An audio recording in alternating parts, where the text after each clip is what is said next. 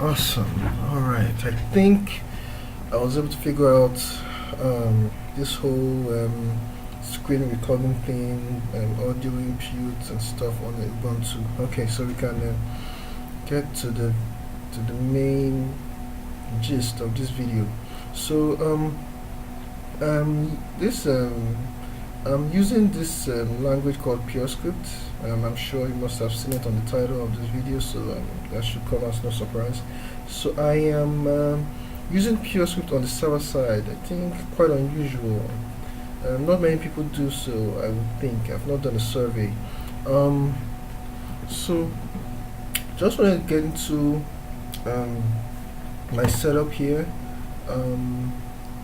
My packages.json, my bar.json, and some of you may be thinking, okay, Purescript on the server, why? It's close enough to Haskell that you might as well just go straight to Haskell. Well, so the thing is, I'm a Node guy. I'm more familiar with that ecosystem than Haskell's, even though in Haskell I've played around with several libraries. No, you don't know. Never heard about me before. What am I saying? So, anywho, Haskell. I've tried some of the Haskell frameworks, some of them, and it just wasn't clicking for me. Like when you use Yesod, you put up a project. There's this huge scaffolding that Yesod creates for you, and I'm like, I just wanted to create a simple app, web app.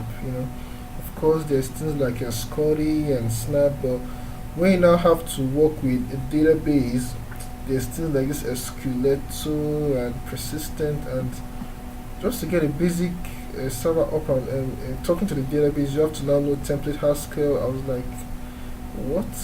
No. I didn't sign up for this. But coming to Purescript, like if I wanted to talk to the database, I'm not saying it's maybe. I think it was more. It was more familiar. I was more familiar with it. It was not as foreign to me as the Haskell way was. So if we were to, let's go to even the Haskell persistence. Show the basic tutorial. Let's just go to a tutorial on this. And then you see something like let's say database access. Let's see, is it persistent? Look at this template Haskell. What is this? What is this? It's like the database definition, like it's like a database specification, but in Haskell, like no. At the time when I looked at this, I didn't know template Haskell. So when I looked at this, I was like, no, I'm not, no. It was at the time, it was all too foreign to me. So I just left Haskell doing web applications in Haskell. I kind of didn't come back. So that's just by the way. We are doing Purescript and we're here. So these are the packages, the npm packages I'm using. These are the bar packages, and partly the reason why bar is used because the Purescript is mainly meant for the front end. So even things that you use on the back end, you still have to use bar. Dependencies, things like node process for accessing the node process, things like environment variables, things like that. Node FSF is for just having asynchronous effects, things like async await that you have in JavaScript, so you don't have to do callbacks and all that. There are some interesting things here. This is for talking to Postgres. I'm using Postgres. I just feel I've used the MongoDB for a while, and I just want, for my own personal projects, I feel using static types, using a relational database, it's just more, you just have more sanity. Your heart will be more at rest than having to work with MongoDB, having to work with dynamic types. For a project that you feel may go to some extent, things like MongoDB, you make it create a database, you don't really know what you're getting back, and like, what? No. Okay. Okay, so that's a little rant. So let's get into the middle of this. Okay. So let's look at this project structure. Okay, what's config? Okay, this is where I put together my database configuration. So if you may have noticed from my package.json, I'm using Next. So I'm using this Kinex for giving me SQL queries. I don't want to have to write SQL queries by hand. So Kinex helps me with that. So I can just specify the table name.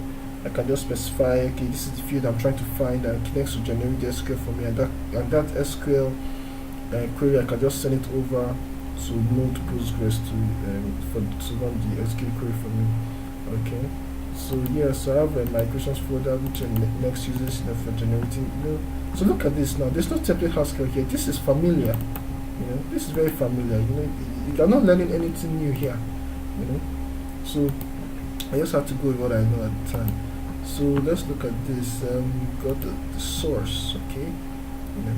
I like how in a project there's always, this is the starting point. This is where it starts. So yeah. So nothing special here. We've got a main. I have a rest. So I want to here. So this rest is kind of like the payload that I'm expecting in each request. I kind of have an object for it, and the payload had better follow this structure I specify, else it's a pass error and the request is denied.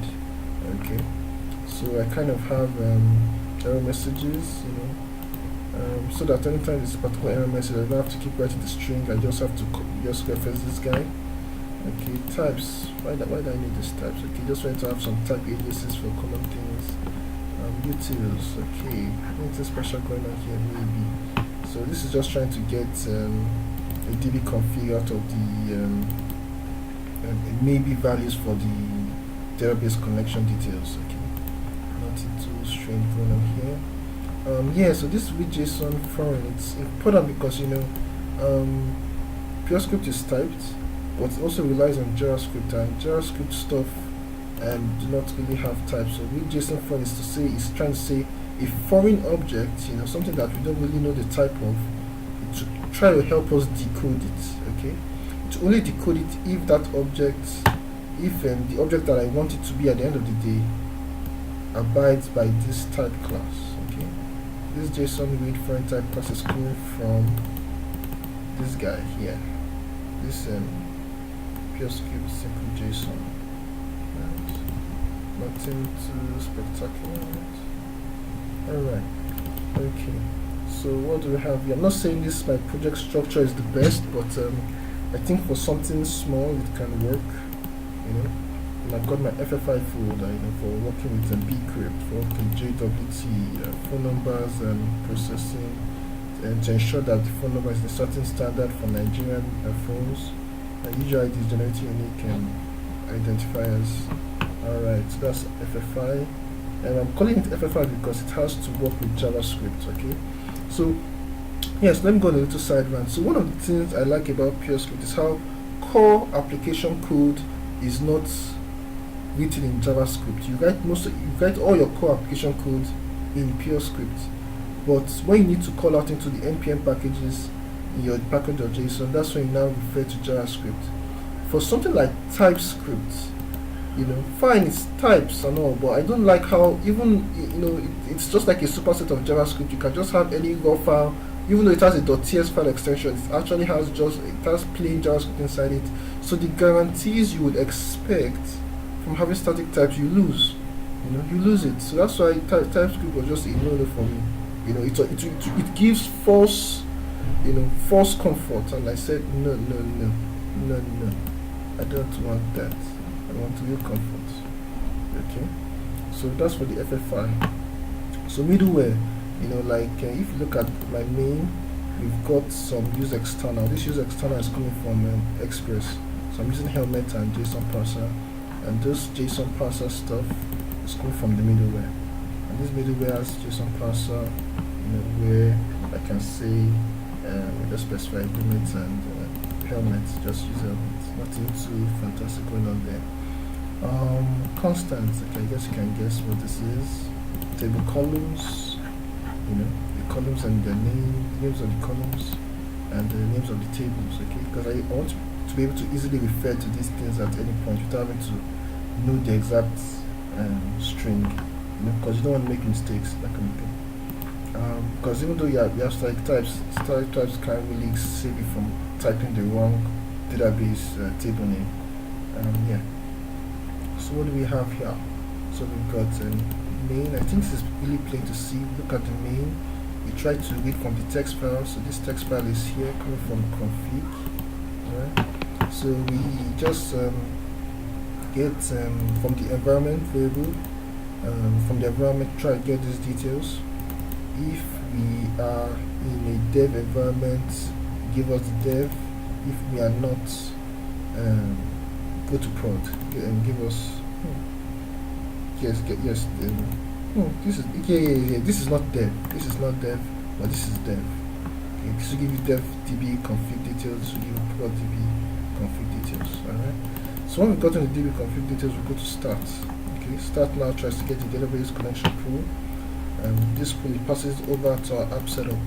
So this our app setup, which goes to this listening HTTP now, allows us to send off the pool all over to our handlers. Okay. So whenever a request comes, our handlers have access to the pool and can get DB connections out of that pool. I think that's not too complex to understand. We have wondered this launch app, what it do. So this launch app is kind of necessary, so that it's necessary for allowing us have a synchronous effect without callback. So everything flowing here can now be called asynchronously. So lift effect is just trying to say anything that has to do with this. If you notice, look at the type signature of this guy now. It's saying effect. Okay, it's saying it returns an effect with a maybe inside it. All right. So, but this launch app means that every monadic call inside this do block must be an effect. Okay, must be an effect. So that's why all these guys, we are lifting this every effective thing into this launch app, whatever. I know you may not understand it, but if I Purescript, I think you understand. So this is just I'm blabbing all around the place, but I think you get what I'm going with this. Alright, so let's go into sign up. Hey, did you see that? Very cool, right? You could just jump, from function usage to function definition. So yes, I know this function is looking long. It's looking long. I know I complained about it in my previous video. Yeah, logging is it's just my lack of understanding of the monad transformers. I get it. Monad transformer is several monads combined together. I get it. And stacked on each other. But the actual, to actually get down to the code is what I've not gotten around to doing yet. So what's interesting about this guy? So I pointed out the read foreign before.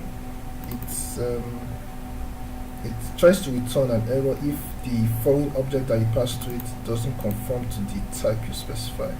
I really like that, because in my day job I use JavaScript, and sometimes people would send in the wrong post body, and validating that, the thing could just end up getting the wrong data may now end up going into the system. And so with this, the thing is just blocked. It won't even get past the gate. So after we know that it's a valid object, we now try and say, okay, this is the guy, okay, like his phone number. So let's even see. Let's jump. Wow, Atom, what's going on? Control click, not working. Guess that thing is not perfect. So I sign up, okay. So we're just trying to check if the thing is less than one, name greater than less than one, that kind of time. Checking the phone number is really a Nigerian phone number. Okay, nothing to rocket surgery there. So post body, validate, get the number, see if the guy exists. If it doesn't, if it exists, I say if the guy exists. If not, try and insert the guy. Nothing too special here. Okay, I think I'm about to show this video. Is there anything interesting? Yes, one of the issues I initially had was from Node Postgres. by default, when you try to run an insert query, the record you get back wouldn't have the ID of the inserted record. So I couldn't now use the inserted record for further any insertions going forward. So I did a little thing.